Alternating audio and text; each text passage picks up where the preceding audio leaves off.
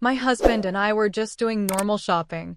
Nothing felt out of place until he stepped away to take a call. I paid and was about to leave when an elderly security guard approached me and asked, "Is that your husband?" I nodded, thinking nothing of it, until his expression changed. He leaned in and quietly said, "Come with me, dear. You need to see this for yourself." My heart dropped as I followed him, not knowing what I was about to uncover. Because in that moment, everything I believed about my husband was about to change. The rain streaking down the window pane felt like cold, silent tears against the glass as Amanda stared into the gray autumn morning. For 7 years, she had woken up next to the man she thought was her soulmate, never realizing that every kiss and every soft word was a calculated step in a long con game. The heavy, low-hanging clouds over the city seemed to mirror the suffocating sense of isolation she had been feeling lately, though she had no idea the darkness was about to consume her entire life. She didn't know that the person sharing her bed had spent nearly 3,000 days dreaming of the moment he could finally destroy her. Her reflection in the darkened kitchen window looked back at her with tired eyes, the eyes of a woman who was being led to a slaughter she couldn't yet see. Amanda stretched her aching limbs and pushed back the duvet, the chill of the room biting at her skin. She walked toward the kitchen, drawn by the familiar, comforting aroma of freshly brewed coffee that filled the apartment. Ben was already there, hunched over the table with his phone clutched in his hand like a lifeline. He was sipping from his favorite blue mug, the one she had bought him on their 3rd anniversary. "Good morning," Amanda said softly as she poured herself a cup. "Morning," Ben replied, his voice clipped and flat. He didn't look up. He didn't smile. His eyes remained locked on the glowing screen, his thumb scrolling with a rhythmic, mechanical precision. She sat down across from him, cradling her mug and watching him. They had been together for 7 years, a span of time that Amanda had always categorized as happy. But recently, the air between them had grown thin and cold. Ben had become a ghost in their own home, retreating into long hours at the office and treating his phone like a piece of forbidden territory. Every time she got close, he pulled away. Every time she asked a question, he shut down. She tried to push the rising tide of unease away, reaching for a piece of toast. "He is probably just tired," she told herself, a mantra she had repeated so often it was starting to lose its meaning. His job at the construction company was high pressure, and the site visits were exhausting. He was just stressed. "We need to go to the store," Amanda said, breaking the heavy silence. "The fridge is almost empty, and we need to get things ready for the weekend." Ben finally nodded, though his gaze never left the device in his hand. "Okay, let's go after lunch. I just need to make a couple of calls first." Amanda watched him, a faint, sad smile touching her lips. It was always those calls, always some urgent errand or a client who couldn't wait. She didn't argue. She had always been the accommodating one, the partner who smoothed over the rough edges of their life to keep the peace. Perhaps that was her greatest failing. The morning dragged on with agonizing slowness. Amanda occupied herself with the domestic rhythms of her life, tidying shelves and sorting through the closet. This apartment was her sanctuary. It had belonged to her mother, left to her after she passed away. It was a cozy, sun-drenched space with large windows that looked out over the old city park. Her entire childhood was etched into these walls. When Ben moved in 7 years ago, it had felt like the final piece of the puzzle had clicked into place. She felt safe here, anchored by the history of the rooms and the presence of the man she loved. At 3 in the afternoon, Ben emerged from the bedroom, dressed and ready. "Shall we go?" he asked, jangling the car keys. Amanda grabbed her jacket and followed him out. The drive to the supermarket was short, barely 15 minutes through wet streets crowded with pedestrians huddling under black umbrellas. Ben tapped his fingers on the steering wheel to the rhythm of the radio, seemingly lost in his own world. Amanda looked out at the rain-slicked sidewalks and remembered the night they met at a friend's office party. He had been so charming then, so attentive. He was 5 years older, a confident sales manager who knew. Exactly what to say to make her feel like the only woman in the room. She had fallen in love with him completely, without reservation. The first few years had been a dream of vacations, shared dinners, and unexpected flowers. But the man sitting next to her now felt like a stranger wearing her husband's skin. The supermarket was a cavernous, modern space filled with bright fluorescent lights and the hum of refrigeration. They grabbed a cart, and Amanda pulled out her methodical shopping list. Ben walked beside her, his presence ghostly. He would occasionally toss an item into the cart, a bag of chips or a soda, but his primary focus remained on his phone. "Who are you texting?" Amanda asked, trying to keep her tone light and casual. "Are you waiting for something important?" "No, just a colleague." "He promised to send over some documents," Ben muttered, slipping the phone back into his pocket with a practiced flick of the wrist. They moved through the dairy section and toward the bakery, where the scent of warm dough and cinnamon rolls filled the air. Amanda picked up a loaf of bread and a pack of rolls, knowing they were Ben's favorite. She was always trying to please him, always trying to recreate the warmth of their early years. She didn't realize she was watering a dead plant. Suddenly, Ben stopped in his tracks, his face tightening as he looked at a new notification. His eyebrows knitted together in a sharp line of tension. "I need to take this," he said, his voice dropping into a hard, serious tone. "It is important. I will step aside for a minute." "Go ahead," Amanda said, pushing the cart toward the checkout. "I will start heading to the registers." She watched him walk away toward the far end of the store, the phone already pressed to his ear. A flicker of anxiety sparked in her chest, but she dampened it. She turned her attention back to the groceries, selecting a fresh chicken and some salmon for dinner. The line at the checkout was short.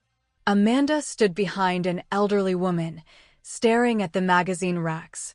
The glossy covers featured smiling couples and headlines about the secrets to a perfect marriage. She felt a bitter pang of irony. She realized she couldn't remember the last time she and Ben had truly laughed together, or sat down to talk about their future without him checking the time. After paying the $320, Amanda moved to a small area by the promotional brochures to wait. 5 minutes passed. 10. Ben was still nowhere to be seen. It was unusual for his work calls to last this long in the middle of an errand. Just as she reached into her bag to call him, an elderly man in a security uniform approached her. He was a stout man, likely in his 60s, with gray hair and eyes that carried a heavy weight of experience. His name tag read Anthony. "You came here with a man, correct?" Anthony asked quietly. Amanda's heart gave a sudden, violent thud against her ribs. "Yes, with my husband." "Why? Did something happen?" Anthony hesitated, his weathered face etched with a look of deep compassion that made Amanda's blood run cold. He looked around to ensure they were not being overheard. "Come with me, dear," he whispered, his voice trembling slightly with the weight of what he knew. "It is about your husband. You had better see this for yourself." A chill raced down Amanda's spine. Her hands began to sweat, and she felt the air leave her lungs. "Is he all right? Is he hurt?" "Come with me," Anthony repeated, gently taking her by the elbow. "I will explain everything, but not here. We need to go to the staff area where we can speak in private." Amanda felt a wave of confusion and terror. Her instinct was to run into the aisles and find Ben, to demand to know what was happening. But there was something in the guard's eyes, a fatherly, genuine concern that stopped her. She followed him through a nondescript gray door marked staff only. They walked down a narrow, dim corridor that smelled of cleaning chemicals and old paint. Amanda's pulse was racing so fast she could hear it in her ears. What could Ben have done? Had he been caught shoplifting? No, that was impossible. He made good money. Had he collapsed? Anthony led her into a small security office. The room was cramped, filled with the hum of monitors displaying various angles of the store. He gestured for her to sit in a worn chair. Amanda sat, her hands clenched into tight fists to hide their shaking. "Please," she whispered. "You are scaring me. Just tell me what is going on." Anthony sighed, leaning against the desk. "I have worked here for 5 years," he began. "You learn to read people. You notice the ones who are looking for trouble and the ones who are carrying secrets. When you two walked in, I saw how he was acting. He was too tense, glancing around like a man who didn't want to be seen." Amanda tried to interrupt, to defend Ben, but Anthony held up a hand. "When he stepped away from you, I followed him on the cameras. Just a hunch. But I saw something that concerned me deeply." Anthony turned to the monitors and began pressing buttons, rewinding the footage. "I will show you," he said. "Our cameras record audio in certain zones for security. One of those cameras is right where your husband went to have his private conversation. I heard what he said, and I realized I couldn't let you leave this store without knowing the truth." Amanda stared at the screen. The footage flickered and then cleared. She saw Ben. He was standing in a secluded corner of the housewares section. But he wasn't alone. A woman stood with him, an elegant, polished woman in an expensive coat. Amanda had never seen her before. They were standing close. Too close. Anthony turned up the volume, and Ben's voice filled the small room. It was a voice Amanda knew better than her own, but the tone was one she had never heard. It was cold, sharp, and utterly devoid of love. "Everything is going according to plan," Ben said on the recording. "I have already started preparing the documents and found the lawyer who will help for the right price." "And when will it be ready?" the woman asked. Her voice was raspy and full of a chilling confidence. "We don't have much time. The apartment has to be transferred to you by the end of the month." Amanda felt as though she had been struck in the chest. Her apartment? The home her mother had left her? "Everything will be done on time," Ben replied. "The lawyer is preparing fake debt documents. We will make it look like Amanda has massive liabilities to shell companies. It will all look legal on paper." The woman smiled. "And then?" "Then we go to court to declare her incapacitated," Ben continued, his voice sounding bored as he plotted his wife's downfall. "I will cite the stress and her inability to manage her affairs. I have doctors lined up who will sign off on a mental health diagnosis for a fee. They will appoint you as her guardian, and you will have full control of the property." Amanda's world shattered. She watched the screen through a blur of rising tears, listening to her husband describe how he would sell her childhood home and split the $12 million with this stranger. "She suspects nothing?" the woman asked. Ben let out a short, mocking laugh that cut through Amanda like a knife. "Amanda? She is too trusting and stupid to suspect a thing. She believes every word I say. I have been playing this part for 7 years, pretending to be the loving husband. I have put up with her nagging and her pointless talk just for this climax. 7 years. Every anniversary, every holiday, every 'I love you' had been a lie." Amanda sat in the dim security office, the silence of the room broken only by the sound of her own heart breaking. She wasn't just losing her husband, she was looking into the eyes of a predator who had been waiting nearly a decade to devour her life. The muffled sounds of the supermarket hummed like a distant, distorted dream as Amanda stood in the small security office, her world having just collapsed into a pile of jagged glass. The words she had heard on the recording continued to echo in her mind, heavy and suffocating like thick layers of cotton wool wrapped around her brain. Every syllable of Ben's betrayal reached her, but the sheer weight of his cruelty made them impossible to process. 7 years of her life, nearly 3,000 days of waking up beside him, sharing her secrets, and building a sanctuary of trust had been nothing more than a meticulously crafted performance. The man she loved, the man who had promised to protect her until their hair turned gray, was a predator who had spent years measuring the dimensions of her soul just to see how much he could sell it for. Anthony reached out and clicked the monitor off, the sudden silence in the room feeling heavier than the noise. He turned to look at Amanda, his weathered face creased with a deep, paternal sorrow. "I am so sorry, sweetheart," he said, his voice barely a whisper, but filled with a gravelly kindness. "I know how much this hurts, but you had to know the truth. I couldn't just stand by and watch it happen. I have seen too many of these stories in my time, good people losing their homes, their savings, and their very dignity because of cold-blooded scum like that. Amanda remained frozen, her gaze fixed on the black screen. She tried to speak, but her throat felt as though it had been cinched tight by an invisible wire. The tears were a constant, silent stream now, hot against her cold skin, but she no longer even felt them falling. Her internal compass had been shattered.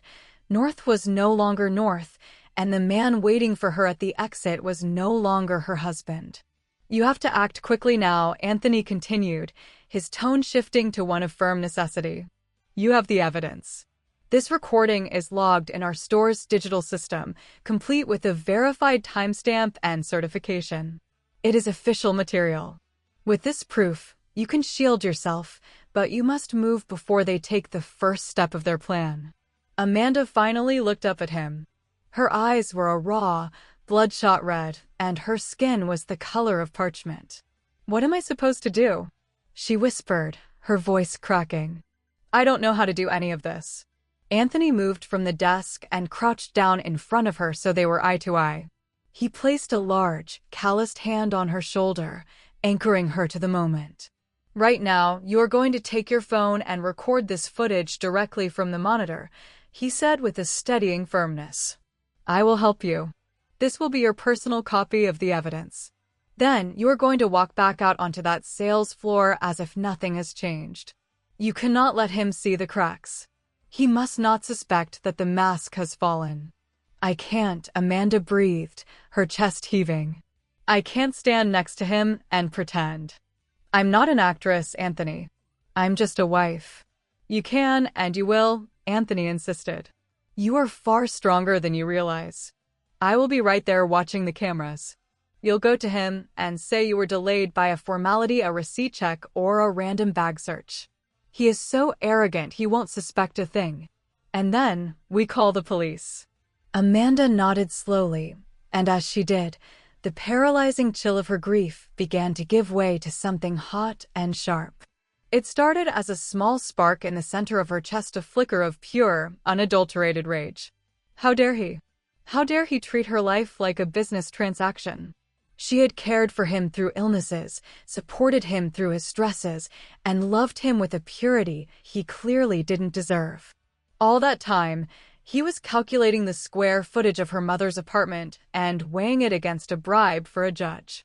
"Help me record it," she said, her voice finally finding its floor.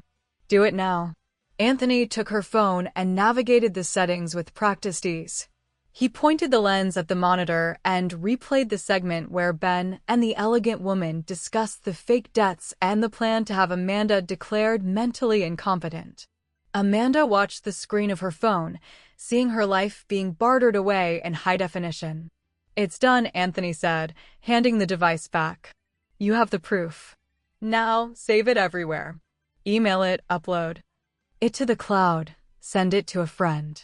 Even if he finds your phone and smashes it, the truth is safe." Amanda's fingers shook as she hit the send button, but she didn't stop until the video was mirrored in 3 different digital locations. She looked at the guard, her eyes narrowing with a new, cold determination. "What is the next step?" "Call the police immediately," Anthony said. "The woman is still in the magazine section. If we act now, we can catch them both before they leave the premises.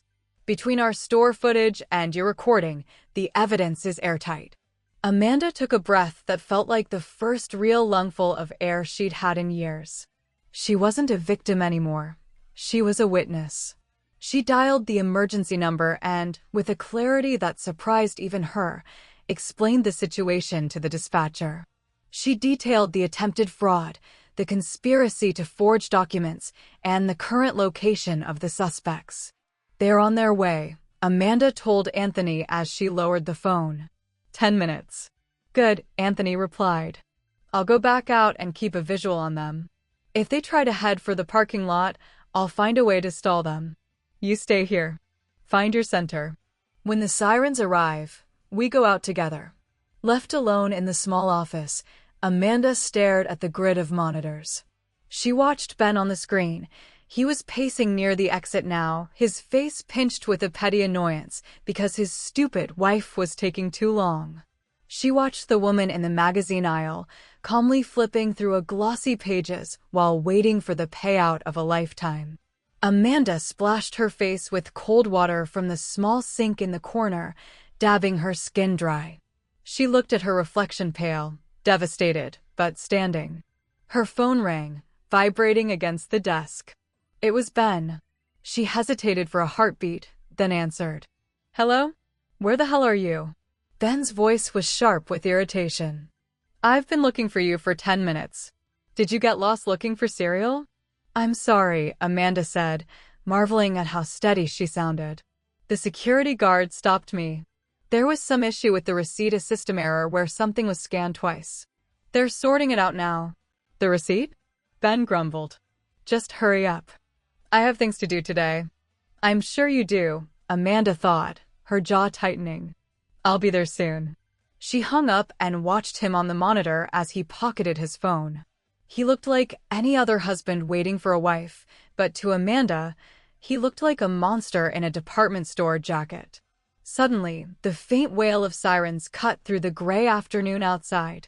Amanda felt her heart hammer against her ribs, not with fear, but with the anticipation of justice. Anthony returned to the room with 2 police officers in tow, a senior officer with a weathered, professional gaze and a younger woman who looked ready for action. Are you the one who called? The senior officer asked. I am, Amanda said. I have everything. The plan to steal my home, the fake debts, the bribed doctors. It's all on video. The officers watched the recording on her phone, their expressions shifting from professional neutrality to visible disgust. This is a serious conspiracy, the officer noted. Planning fraud on this scale is a felony. Where are they? Anthony pointed to the screens. The man is at the main exit. The woman is still in the magazines. We'll take it from here, the officer said. Amanda followed them out onto the sales floor, her heart throat-high. As they approached the exit, Ben looked up, his brow furrowed at the sight of the uniforms. Then his eyes landed on Amanda, and a flicker of genuine confusion crossed his face. Ben Volkov? The officer asked. Yes, that's me. What's the problem? Ben asked, his voice dripping with a fake, weary patience. You need to come with us for questioning regarding a fraud investigation, the officer stated firmly. Ben's face went through a rapid transformation, confusion, then a sharp, rising anxiety. He turned to Amanda, his voice dropping into a pleading, manipulative tone. Amanda? What is this nonsense? What have you told them? I know everything, Ben, Amanda said, her voice ringing out clearly over the grocery store background noise. I know about the lawyer. I know about the stupid, trusting wife. I know about the $12 million for my mother's apartment. Ben turned ashen. The color fled his face so quickly he looked like he might faint. He opened his mouth to lie, to gaslight her one last time, but no words came out. I have the recording, Ben, she added, her eyes locking onto his. Every word you said to that woman is on camera. The store caught it all. Ben froze, trapped in the headlights of his own undoing. Across the store, the female officer was already escorting the elegant woman toward them. The woman was protesting loudly, her polished facade cracking into a mask of pure fury. You idiot. The woman hissed at Ben as they were brought together. You said this was clean. Shut up. Ben roared, his charming mask finally shattering into pieces. The shoppers stopped and stared as the police led the 2 conspirators toward the doors. Ben turned back one last time, his eyes searching Amanda's for a spark of the woman who used to forgive him everything. Amanda, wait. We can talk. It's not what it looks like. It's exactly what it looks like, Ben, she said quietly as the rain began to fall again outside. You didn't just try to steal my house. You stole 7 years of my life. You made me love a ghost. As the police cars pulled away with their lights flashing, Anthony placed a hand on her shoulder. You did it, sweetheart. You found the strength. Thank you, Amanda whispered, her voice thick with the first signs of relief. If it wasn't for you, I'd be in a courtroom losing my mind right now. The journey ahead was long statements, lawyers, the agonizing process of a divorce that would rip the remains of her old life apart, but as Amanda stood on the sidewalk, she felt a strange, cold peace. The lie was dead. Her life was hers again. She hailed a taxi and watched the store fade into the gray mist, ready to return to an empty home that finally, truly, belonged only to her. The silence of the apartment was no longer a comfort. It was a cold reminder that her last 7 years had been an elaborate illusion. Amanda sat on the edge of her bed, the physical and emotional exhaustion hitting her like a tidal wave. Yet, amidst the wreckage of her heart, a strange, contradictory relief began to stir. The mystery of Ben's distant behavior, the hidden phone, and the late nights was finally solved. The truth was monstrous, but at least it was the truth. The following morning, Amanda sought out Carolina, a veteran family law specialist whose office smelled of old paper and fresh coffee.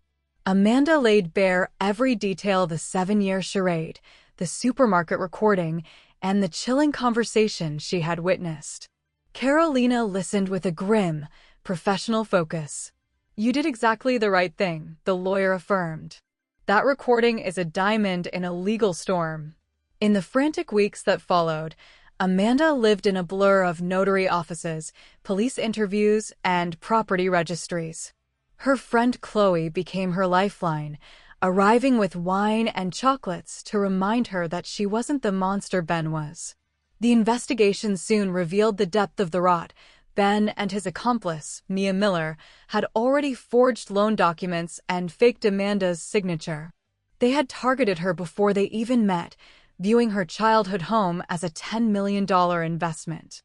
As the criminal case gained momentum, Amanda's pain transformed into a cold, diamond-hard anger. She began the agonizing process of purging Ben from her life. She packed away his books and the shirts he wore on their anniversaries, and she hid the photographs of their happy life in a dark corner of the closet. For months later, she stood in a courtroom and faced a gaunt, disheveled Ben. He tried to plead for forgiveness, claiming he got confused, but Amanda cut him off with a chilling finality. "You didn't get confused, Ben. You made a choice for 7 years. I will never forgive you." The divorce was granted swiftly, and the criminal trial followed. With the security footage and the testimony of a disgraced lawyer who had helped forge the debts, the hammer of justice fell hard. Ben was sentenced to 6 years. Mia Miller, the mastermind, received 7. The evening the verdict was finalized, Amanda returned to the supermarket. She found Anthony at his post and hugged him like a daughter. "I'm free," she whispered. The old guard smiled, his eyes glistening. "I knew you were strong enough," he replied. A year later, Amanda sat on her balcony, watching a pink sunset bleed across the city skyline. Her apartment had been renovated, every trace of Ben's presence replaced with bright colors and new memories. She was now the chief accountant at her firm, her life built on a foundation of reality rather than lies.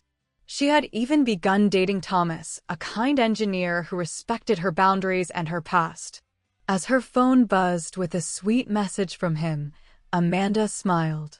She had walked through the fire of the ultimate betrayal and emerged not just a survivor, but the architect of her own destiny. Looking back at that rainy day in the supermarket, she realized it hadn't been the end of her world. It was the day her real life finally began.